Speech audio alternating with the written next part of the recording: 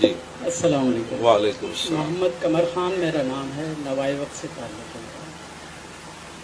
علامہ صاحب، آپ کے جلسے میں جو ہے وہ آپ نے پورا اپنا دستور پارٹی کا بیان کیا تھا۔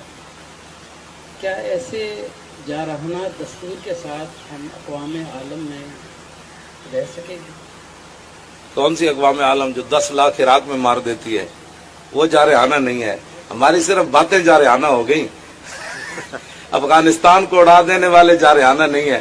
ڈاکٹر عافیہ صدیقی کو صرف پسٹل تاننے سے 86 سال سزا سنانے والے جارحانہ وہ نہیں ہے۔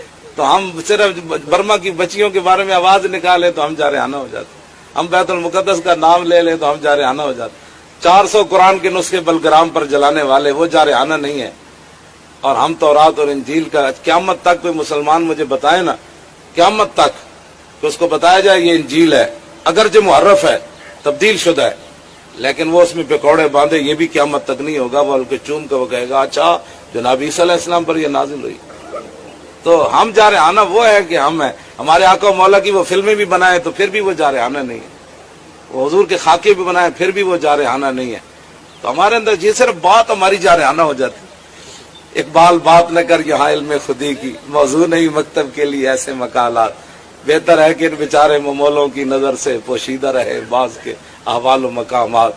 ہاں جی، محکوم کے حق میں یہی تربیت اچھی، موسیقی و صورت گری و علم نباتات۔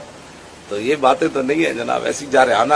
انشاءاللہ وہ جارحانہ یہی ہے، وہ یہ جارحانہ یہی ہے کہ ہم اپنے پاؤں پر کھڑے رہیں گے اور امت کا سر نہیں جھکنے دیں گے۔ یہ تو مومن کی شان ہے۔